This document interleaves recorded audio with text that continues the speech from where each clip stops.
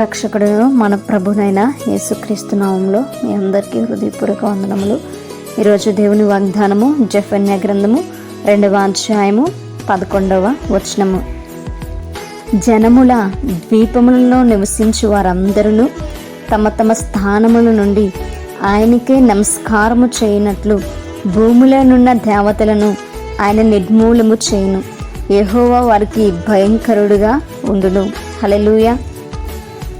మరి భూమి మీద లేదా దేశాల్లో మనం చూస్తుంటాం, అనేక మంది దేవతలుగా దేవుళ్ళుగా పిలువబడుతుంటారు కదండి.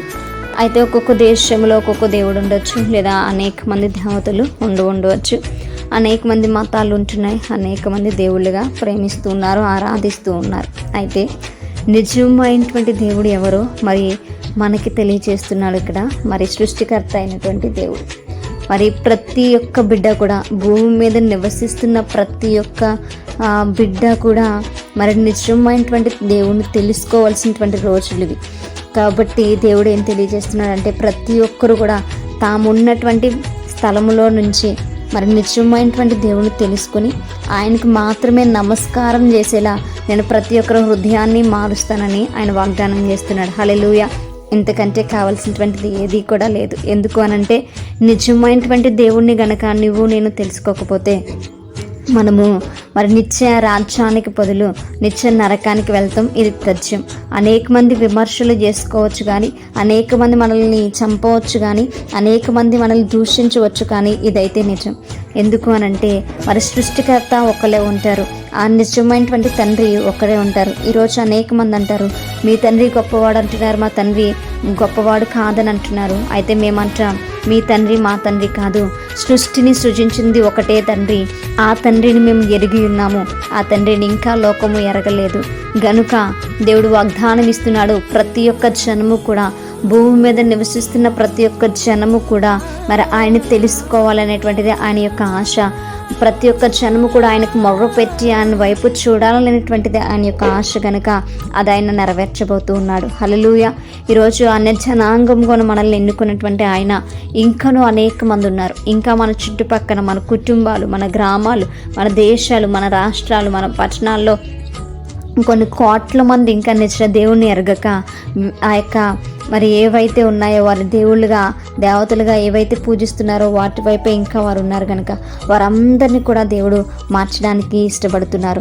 వాటిని ఏవైతే దేవతలుగా పిలువబడుతున్నాయో, ఏవైతే దేవుళ్ళుగా ఆరాధింపబడుతున్నాయో వాటిని అన్నింటినీ దేవుడు నాశనము చేసేటువంటి రోజు అతి తొందరలోనే ఉందని దేవుని యొక్క వాక్య భాగం తెలియజేస్తుంది. మరి వాటిని అన్నింటినీ దేవుడు నిర్మూలన చేయడానికి ఇష్టపడుతున్నాడు. ఎందుకు అనంటే, దేవునికి రావాల్సినటువంటి మహిమ మరి దేవుడు ఎప్పుడు కూడా పోగొట్టుకొనడు. కనుక మరి వాటికి ఆ మహిమను వెళ్ళనిచ్చేస్తూ ఉన్నారు చాలామంది. కనుక వాటిని అన్నిటినీ దేవుడు తొలగించడానికైనా ఇష్టపడుతూ ఉన్నాడు. మరి అంధకారంలో, అంధత్వంలో ఉండిపోయినటువంటి వారికి వెలుగు ఆయన అనుగ్రహించడానికి ఇష్టపడుతున్నాడు. ఏ జన్మ కూడా తప్పిపోయి తొలగిపోయి నరకంలో పడవేయబడుట ఆయనకి మాత్రం కూడా ఇష్టం లేదు. దాన్ని తప్పించడం కొరకే మరి తన ప్రియ కుమారుని లోకానికి పంపించి యేసుక్రీస్తు వారి లోకానికి వచ్చి బలియాగముగా అర్పింపబడ్డారు. ఈ బలియాగము మరి వ్యర్థం కాకుండా ఉండాలి అని అంటే, ఈ లోకంలో ఏ జనాంగము కూడా మరి అన్యులుగా, దేవుణ్ణి ఎరగనిటువంటి వారుగా, ఏవైతే వ్యర్థమైనటువంటివి ఉన్నాయో వాటిని పూజించేటువంటి వారుగా ఉండకూడదని ఆయన యొక్క తపన, తాపత్రయం. మరి అటువంటి మరి కార్యాలు త్వరలో ఆయన చేయబోతున్నారు. నిర్మూలన చేసి ఆయన మహాభయమును కలిగించి ప్రతి ఒక్క ప్రజలను కూడా ఆయన ఆకర్షించుకోవడానికైనా ఇష్టపడుతున్నాడు. ప్రతి ఒక్కరు కూడా ఆయనను తెలుసుకుని మరి రక్షణ ప్రతి ఒక్కరు పొందుకుని నిజమైనటువంటి దేవుని యొక్క రక్షణలో ఉండాలని ఆయన కోరుకుంటున్నాడు. అటువంటి కృప ప్రతి ఒక్క బిడ్డకును దేవుడు దయచేయనుగాక. ఆమేన్. ప్రార్థించుకుందాం. పరిశుద్ధుడా, మహాగణుడా, మీకు వందనాలు ప్రభువా, నీకు స్తోత్రాలు. నిజమే ప్రభువా. అయా నా తండ్రి, ఈరోజు ప్రభా అనేక మంది ఇంకా నీ తట్టు తిరగలేనటువంటి వారు ఉంటున్నారు. దయచేసి వారందరినీ నీ వైపు ఆకర్షించుకోమని అయ్యా నా తండ్రి, నీకు రావాల్సినటువంటి మహిమ ఘనతలు ఎవరైతే నాయన అయితే ఎవరికైతే ఆరోపిస్తున్నారో వాటిని ఆయన నాశనం చేయమని ప్రభావ మేము ప్రార్థిస్తున్నాం. మీకు వందనాలు అయా. నీ బిడ్డలుగా మేము ఎదిగి ఇంకను నాయన నీ వైపు ఆకర్షింపబడుటకు సహాయం దయచేయమని మా ప్రార్థన ఆలకించి అంగీకరించమని వేడుకుంటూ ప్రార్థన దయచేసి మీ పాదశానికి చేర్చుకోమని యేసయ్య పరిశుద్ధ నామంలో అతి మిక్కిలి వినయముగా బ్రతుకులాడి వేడుకుని పొందించిన మా ప్రియ పరలోకపు మా కన్న తండ్రి. Amen. Praise the lord everyone. May God bless you all.